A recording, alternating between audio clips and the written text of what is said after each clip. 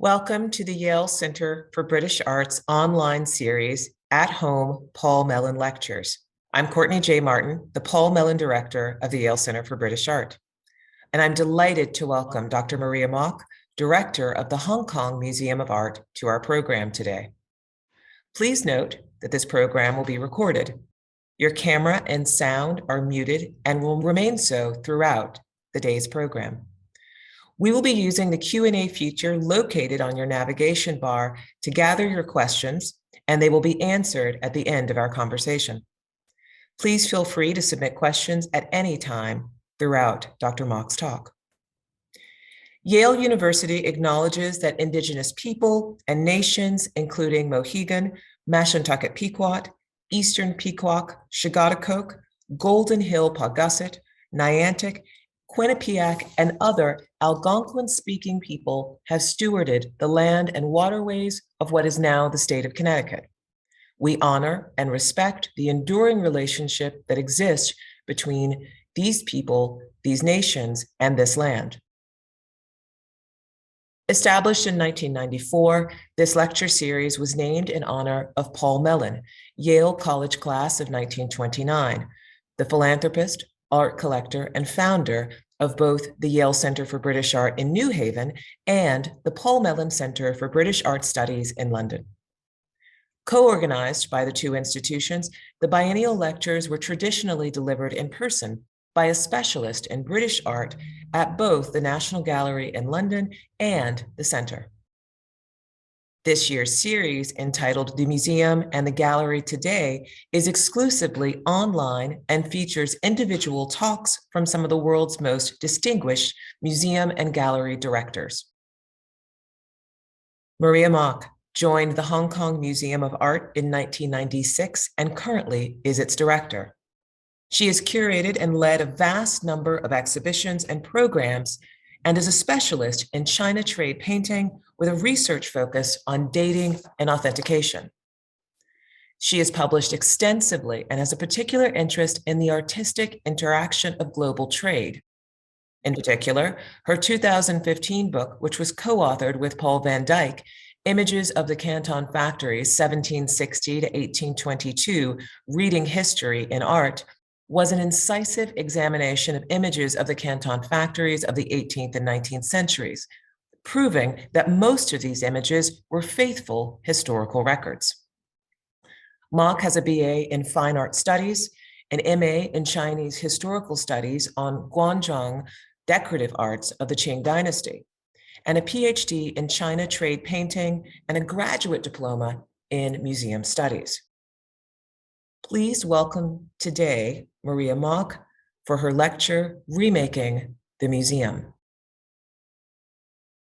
Thank you, Courtney, for your kind introduction. And thank you very much, Yale Center for British Art, for having me today. So our story starts here. I don't know if you recognize immediately, but this is Hong Kong on the world map.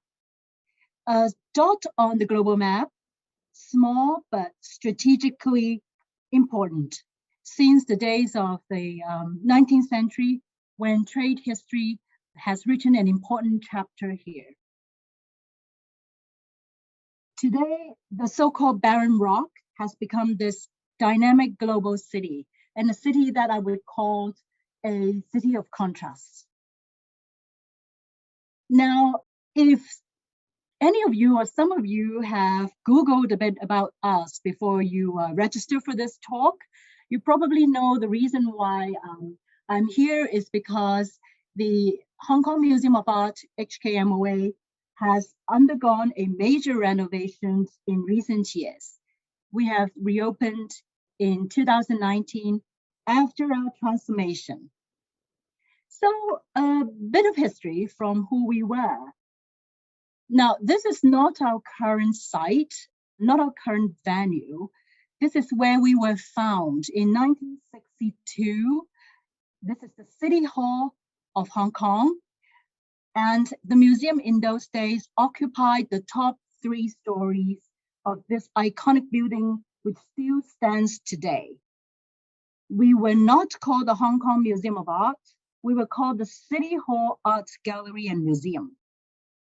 And before I tell you the role that we played in those days, let me recap a few descriptions of the city's art scene written by John Warner, the first head of the museum in the 1960s. John Warner arrived in Hong Kong in 1957, and he wrote, "Within days of arriving, we realized that there was no cultural center to the city, no public library, art gallery, theater, or museum, nothing. There were no suitable venues for art exhibitions. The only annual arts festival was on reclaimed land, a temporary structure exposed to wind and rain. The new City Hall was to open in March 1962. It's a new cultural center for Hong Kong, incorporating a concert hall, theater, library, and museum." And this is how it looked. So this is really the first time when the city of Hong Kong has proper space to display art in a decent and proper manner. We moved here to our current site 1991. For those of you who are familiar with Hong Kong, you immediately recognize the cityscape at the back. We are situated here right next to the harbor side. And we are situated within a cultural complex that was being built using the same sort of architectural style and bricks, so that every building syncs with each other. This is the bird's eye view of that cultural complex. The planning or the idea in the 90s was to build this complex where a cultural center was housed, and is still is, to host performing arts events. There is a space museum right in front of us, and here we are, Hong Kong Museum of Art. We're closer to the harbor, but further away from the busy road. The problem with that is because you belong to a complex, so externally, we don't really have our own identity. And in the 90s, after we relocated to this spot at Tsim Sha Tsui, although the exhibition space has increased by 10 times compared to that of the City Hall, we soon see a lot of limitations in terms of area, gallery space. This is the Hong Kong Art Gallery back then, and you can see that the space is very much what we call a white coop. And for instance, the ceiling height is rather conventional, of about 3 to 3.5 meter high. And one more thing that increased sort of restrictions to the museum is that in the 90s, we saw Hong Kong entering this era of international shows. The museum started collaborating with a lot of international partners. For instance, when the French museums toured the Impressionism show to Hong Kong, it occupied the Hong Kong Art Gallery that you just saw in the other slide. So when people visited the museum, they couldn't always see our own collection shows. In 2011, so just about 30 years after we have been using that space, there are discussions and preliminary studies about a renovation. Firstly, because of the limitation on hardware and space, and the renovations wanted to achieve more connectivity and accessibility for the museum, increase gallery space, and offers a facelift to the entire building to enhance and revitalize the museum identity. But at the same time, apart from hardware, there are other issues that are less visible but they're emerging at the time. And well, we are a public museum, a government museum, and we cater to the general public. So we do have a very diverse audience with diverse interests. The collection itself has many different types and nature of artworks. And so programs and exhibitions that were being curated out of them sometimes didn't have a lot of focus, and people don't really see the vision of the museum. And we have a lot of traditional art, so they're relatively less attractive for young people. And also, I mentioned about international blockbusters, traveling loans, and we did discover that the Museum of Art is being remembered, or was being remembered, for these blockbusters rather than our own top-notch collections. And because of that, we suffer from not really being able to establish a clear identity. So the journey of transformation begins. Obviously and very visibly through hardware transformation. We were closed in 2015 for that renovation and expansion project. And let's look at the hardware. Now, because we have to increase space, so basically what we did is we add an additional floor on top, a new wing to the west. We sort of push the entrance foyer out to the piazza and gaining more space to our lobby. And we replace the wall facing the harbor by glass facades, and adding more entrance and external staircase to increase connectivity and accessibility.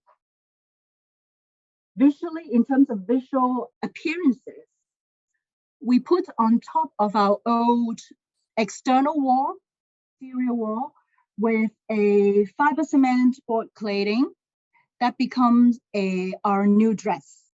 It gives us a new look and a new visual ID, which is really, really important in the remaking of the museum. So let's take a look at the sort of before-after effect. This is how we look before.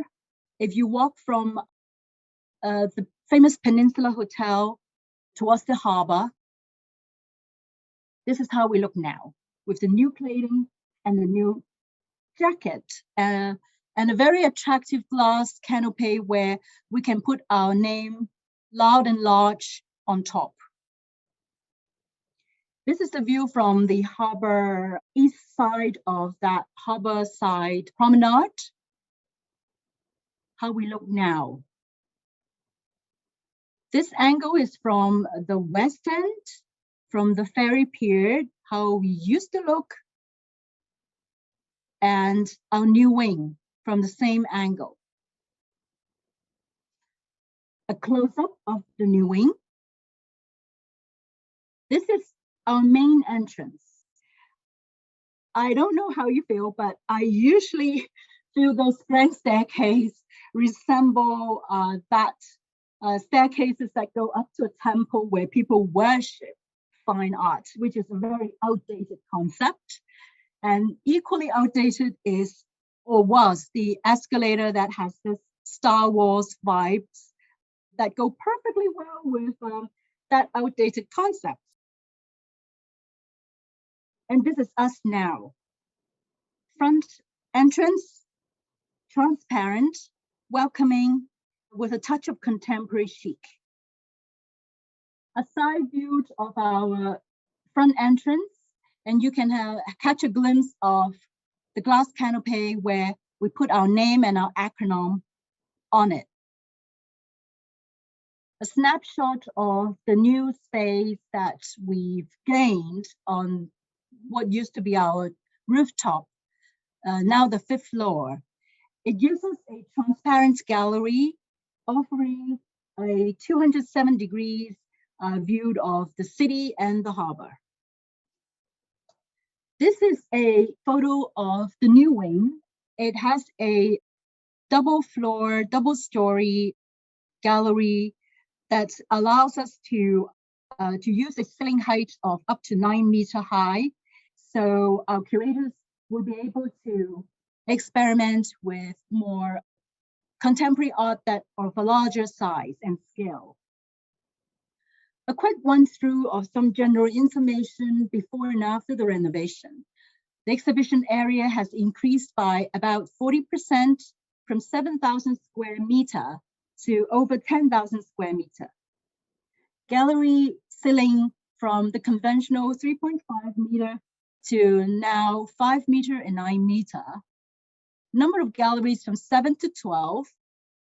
And for display, because we have more galleries now, it means that we can also let our permanent collection to be put on display for longer and well, sort of permanently, but we rotate by themes.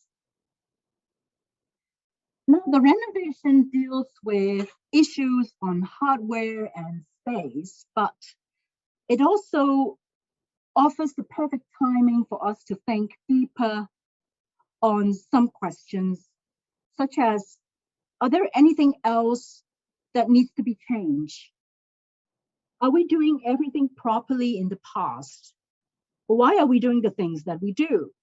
And sometimes in the past, remember one major questions or observations that we had before was that people remember the exhibitions, but they don't remember us. So I remember, I actually recalled, it's a real story, when I was at a restaurant and there was this table of young adults next to me. They were talking about one of our exhibitions back then, but they just couldn't name the venue. They were just saying, oh no, this is, it's just that gallery, it's just that space where they host the Impressionist show or where they put on display the national treasures from the mainland. And they can't really name the museum itself. So it's heartbreaking, but at the same time tells us that when people don't remember us, is it just because of the hardware or other issues that we have to deal with? So the renovation is really a good time for some self-reflection. And during those years when we were closed for expansion, we also initiated a rebranding exercise to deal with the software, the transformation of the software.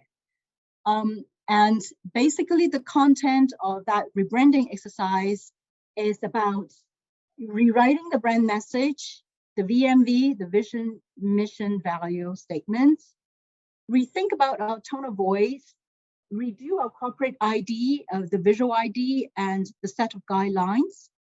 And the content of the rebranding will be presented or seen in various communications outputs that includes a revamped website and various other communications outlets and materials such as brand book and booklets and signages and publicity. And when we started the rebranding exercise, the fundamental question really is to ask, who are we? Why are we doing the things that we do? And it's really about our DNA. To revisit our DNA or to rethink about who we are, we go back to our own collections. We've been, at that time, a museum who has been collecting for over 5 decades. And speaking of DNA for a museum, it just connects to inheritance, to legacy. I'm showing you a page of our formal website. This is how we present our collections. Well, the reason why we did it that way is because this relates to our internal accessioning system. It's more convenient for us, but the problem is it doesn't really tell people who we are. It's just diverse, but then there is no logic behind it. It's not giving us or the public a clear sense of who we are. And then we started multiple rounds of self-investigation, self-questioning, and a bit of debate to find out how to tell the components of our DNA and how to illustrate that, to tell people who we are. And we come down to these 4 core pillars of our collections. And we concluded that this is how we're going to talk about ourselves. This is the picture of our DNA and our personality. It is through our collections. We have the 4 core consist of Chinese antiquity, Chinese painting and calligraphy, China trade art, and modern and Hong Kong art. The 4 core pillars consist of course, I just mentioned Chinese antiquities. We have over 4,000 sets of artworks dated from the Neolithic to late Qing. And it really shows how we treasure traditional art. Another pillar is our modern and Hong Kong art, which comprises of over 5,000 sets of items through which we look for new possibilities. Our Chinese painting collection is one of our strongest. It has 7,000 sets of works made up by 4 world-renowned private collections that came into the museum through donations. And for those of you who are familiar with Chinese painting, you've probably heard of the Xubaizai, the Zhilolou, the Zhengguanlou, and the Guanzhong collections. And the last pillar is the China Trades collections, 1,300 sets of artworks ranking among the best China trade collections in the world. China trade art is a very narrow sort of genre. It really is about 18th and 19th century art that were being produced for foreign traders who were in the Pearl River Delta. And that's why sometimes they're also called export paintings. So through these 4 core pillars, we tell the story of Hong Kong art, championing the Hong Kong art history, but we also have works by masters of the modern and contemporary era, such as Zhao Wuqi, as you can see on this image. So through this collection, we tell stories of the best of world art. From old to new, between East and West, we play with contrasts. And using our collections, we curate, we interpret, we take visitors on the journey of art with the Hong Kong viewpoint, offering an alternate entry point to the world of contrast. And by Hong Kong viewpoint, it's really about our voice, our unique way of telling the stories. Because all of our curators, we are Hong Kongers, we grew up in Hong Kong, and the way we interpret our collections, the way we talk to our audiences is unique, and it represents the city. We aspire to make refreshed way of looking and to make art relevant. So we've rewritten our brand narrative, focusing on the fact that we're the first public art museum in the region, in Hong Kong, custodian of an art collection that represents the cultural legacy of Hong Kong. We curate this world of contrast and offer a refreshed way of looking at tradition and making art relevant. The key points here is really custodian, cultural legacy, the world of contrast, our Hong Kong viewpoint, and how we make art relevant. It is a spirit that we hold very dear to in our new positioning. And it is really important for us to carry our brand, to tell the unique stories of Hong Kong through art with this Hong Kong twist or this Hong Kong viewpoint. And with the branding, of course, we have something new, and this is the acronym. We have discovered that we didn't own an acronym before, and people kind of named us different ways. Sometimes they call us Hong Kong Art Museum, sometimes they call it Art Museum of Hong Kong. And we really need something that's short and easily Googleable. And now we are being called the Hong Kong HKMOA Hong Kong Museum of Art. And if you type HKMOA on Google, we just jumped out on the top of the list. And we have a iconic sort of icon of our visual ID is this circle that represents a contrasting circle, sharp and blurry edges that encapsulate the essence of the museum with a touch of contemporary Western feeling and a bit of Chinese ink effect. This is our new logo. And branding isn't just about a logo, a new logo or a new acronym. Is everywhere. We redress our security guards and floor people with new uniforms that give them a youthful look. We redo all the signages. We use that new brand on our digital display, on our Facebook and Instagram, on all of our souvenirs, and of course on our stationery. We have to make sure that whenever the museum is represented, if not in text, then the brand message has to be loud and clear. And in order to achieve that, we focus on three elements: the acronym with that iconic dot, the four core pillars in our collections, and last but not least, the new building itself, because a newly renovated building is always a good selling point. So you always see wherever we are represented, you always see HKMOA. Sometimes you see the new building. This is our museum pass, by the way.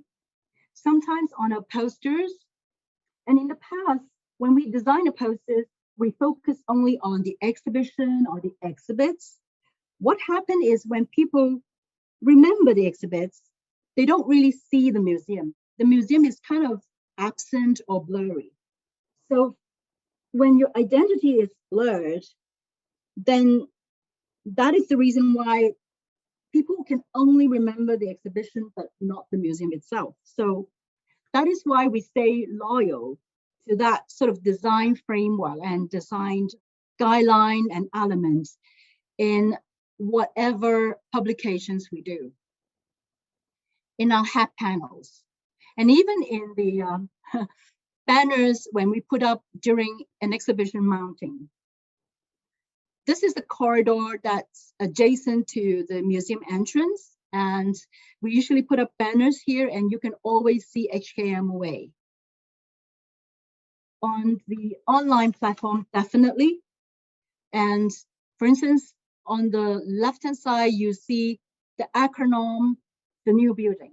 On the right-hand side, the acronym, and we play with the concept of contrast by contrasting, juxtaposing a contemporary frame with a lady of the Qing dynasty to promote on our IG platform.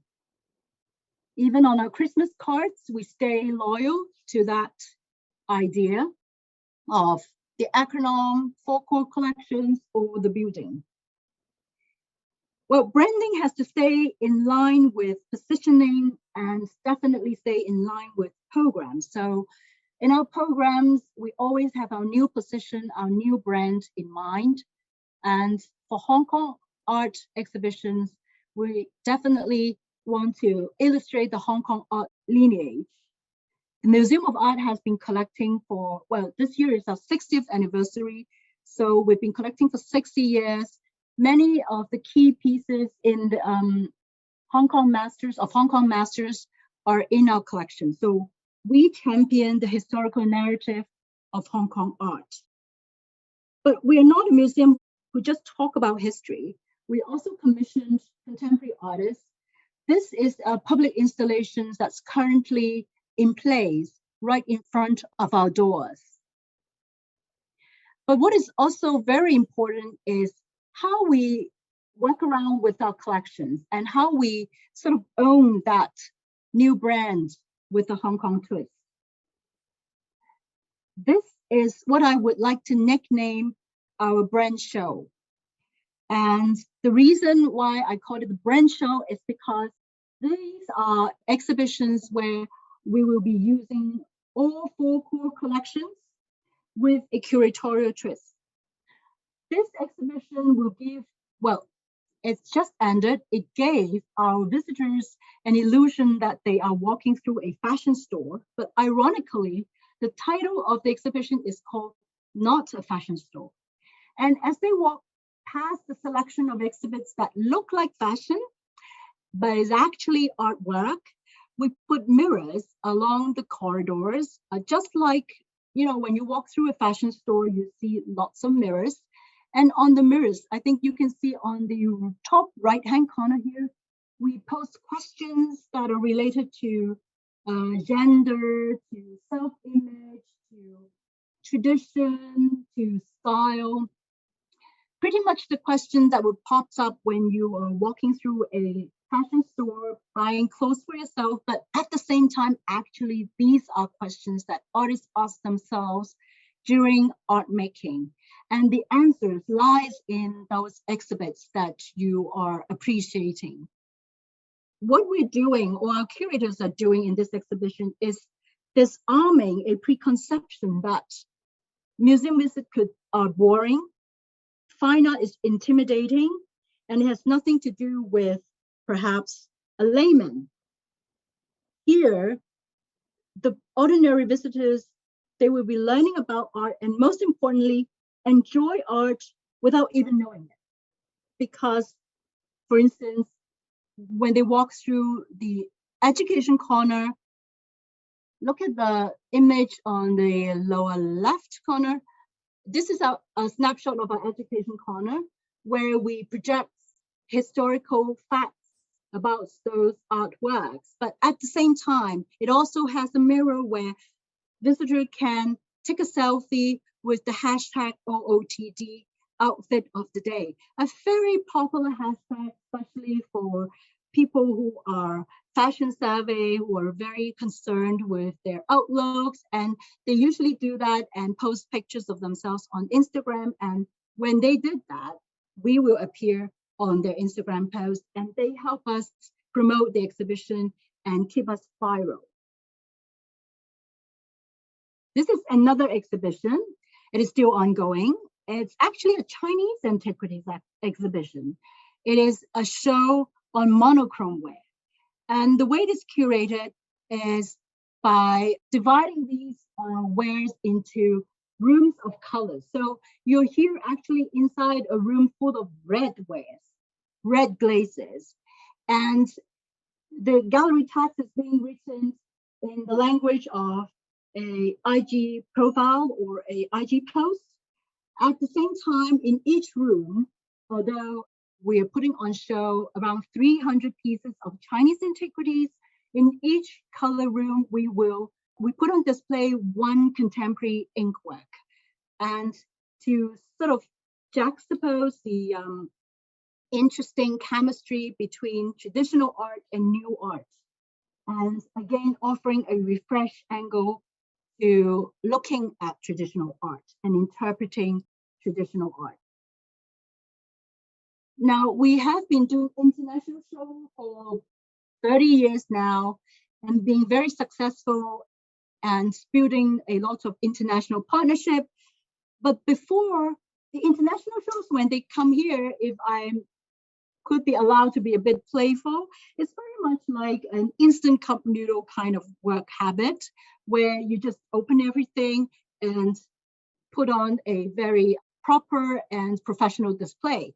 Whereas from now on, with our new position in the newly renovated Museum of Art, all international shows will be complemented by a Hong Kong input. Here is an example of the Botticelli show from the Uffizi, where 1/3 of the gallery has been dedicated to an education corner or an education show that has been curated by our own Hong Kong curators. And on the right-hand side, you're going to see one part of it where we sort of teach people how to do selfie by following tips, Renaissance portraits. And again, I mean, of course, we can just use the traditional way and just tell you, you know, in the Renaissance time, portraitures were being done this way and that way. But we can also use a more contemporary and refreshed way of communication by connecting everyday life to traditional art to make art relevant. And staying relevant also means to do with staying updated. And by that, I meant that we, in recent years, we put a lot of effort in art and technology. We do a lot of, again, social media platform technology such as IG filters.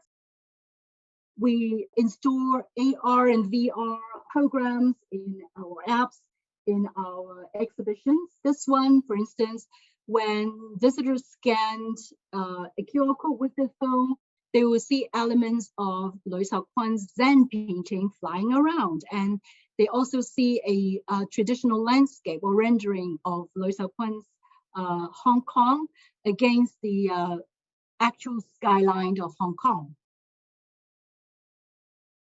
And we have to make sure that we stay on the right platform. So we're very active on social media, on our IG accounts. The pandemic actually gives us great opportunities to stay connected, not just locally, but with our global audience. And during the pandemic, we have launched new IG initiatives, such as hashtag with HKMOA, hashtag HKMOA Q&A. And what better moments to get connected with our audience during festive seasons, such as last year at Valentine's Day, we offer a great IG post to remind audience that in our 17,000 sets of collections, there must be an artwork that you fancy.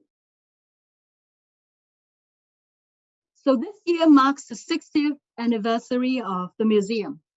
And this is a timely and particularly meaningful occasion to share with you here, the remaking of HKMOA.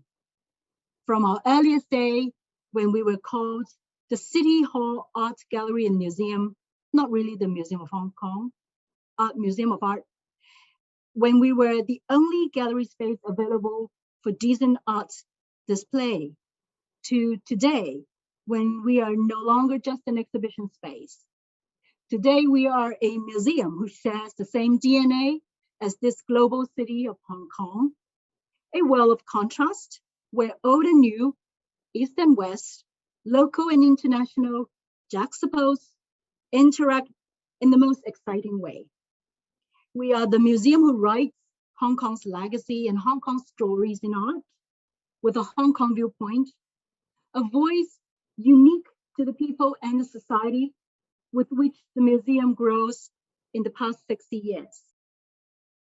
As Hong Kong's custodian of fine art, we aspire to take lead in refreshing ways of looking at art and making art relevant. And in doing that, we aspire to make Hong Kong Museum of Art the Museum of Art of Hong Kong, the representative of Hong Kong.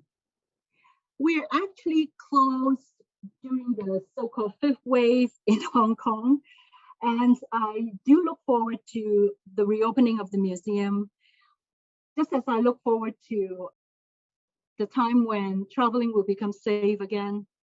And I welcome those of you who haven't been to Hong Kong yet, and I hope to see you at the Hong Kong Museum of Art very soon.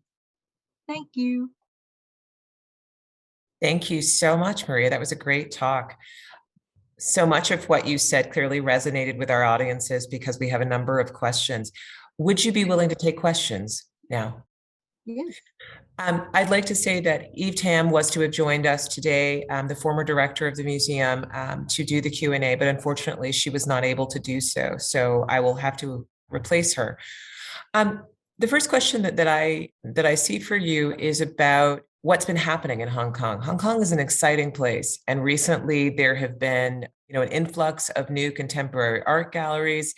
There are major collectors who've always been in Hong Kong, but younger collectors who are turning to contemporary art.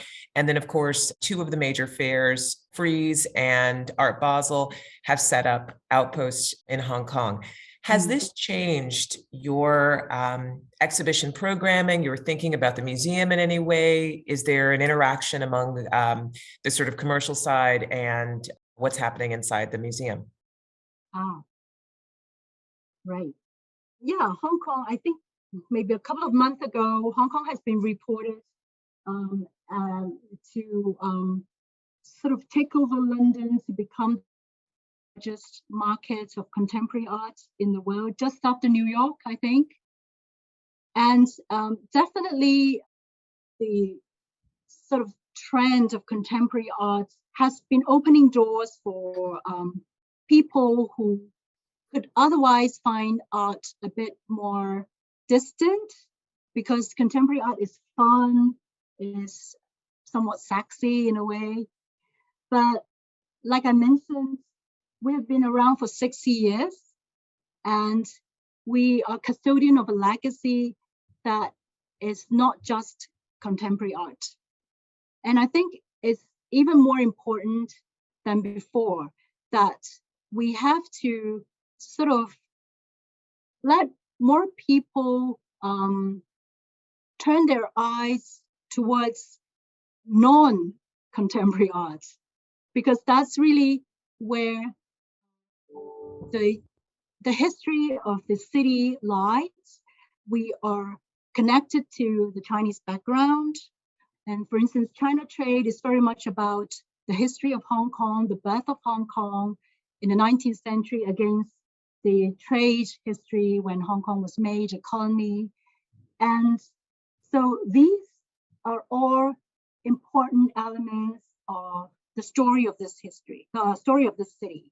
And I think we are more than ever eligible and appropriate an institution to consolidate that history, to introduce that history, to write about that history, but more importantly, to promote it and communicate it in a way that's attractive to people who otherwise would only be focusing on contemporary art. Great. I hear some of that challenge because we are a historic collection as well. And you do sort of, you live between the world of living artists and then also shepherding a collection and also a history that is attached to that collection. I also found a lot of resonance in what you said about rebranding. And we have a question here that asks, as an institution established for decades, have you been confronted with any difficulties in implementing a new brand and visual ID? Were there opposing voices, and how did you manage those challenges? I think, first of all, some of the challenges comes from internally, because, I mean, we're so used to running a museum as a museum professional, and we grew up in that tradition. We think that, well, we have to do the research and do the selection of the art pieces, and we mount the exhibition properly, and we educate, and that's enough. And why do we need to rebrand it? And so during the rebranding exercise, actually the first phase has been given to convincing our teammates, convincing curators, convincing our managers to understand that we do need to sort of take the next step up and to raise the bar and raise the platform. And because, well, Hong Kong is very special. People are very international and they are very cultural, especially when they travel.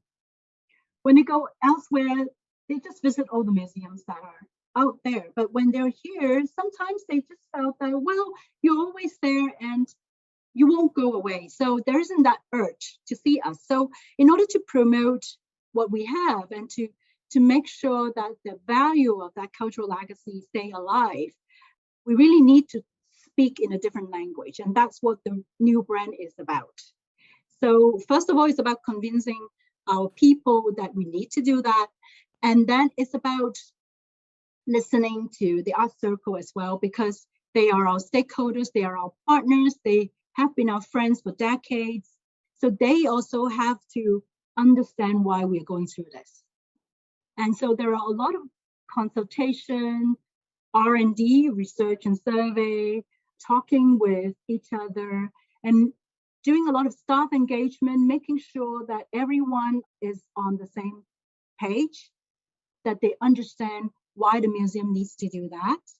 And even today, when I have new recruits, I usually group them together and I will do this talk for them and walk them through the entire history and the process of the rebranding exercise. That's very important.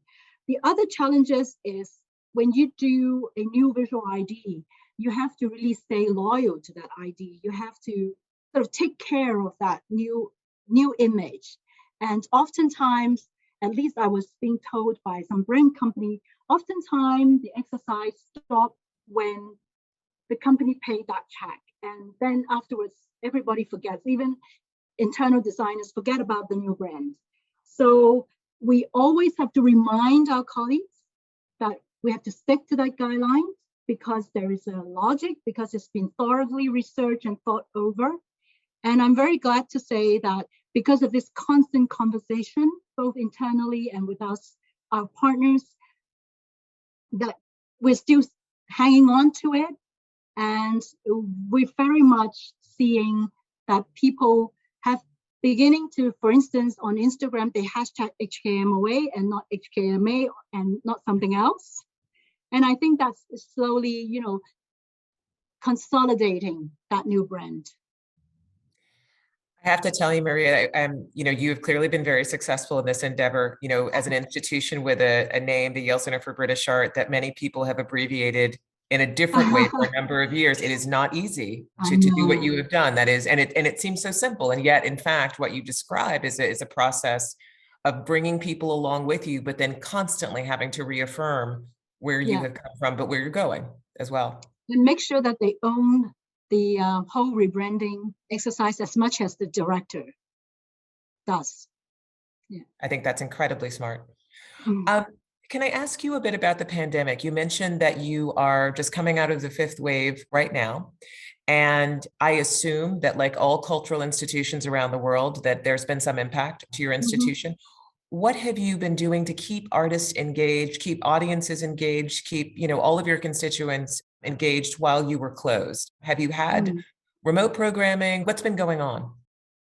Yeah, well, when we were first hit in early 2020, I think like everybody else in the museum world, we switched online.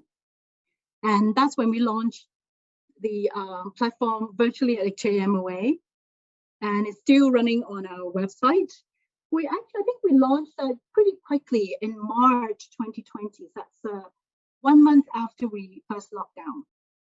And we've been able to put up to date around 300 pieces of materials, videos, virtual tours, virtual exhibitions on it. We also explore different types of programs.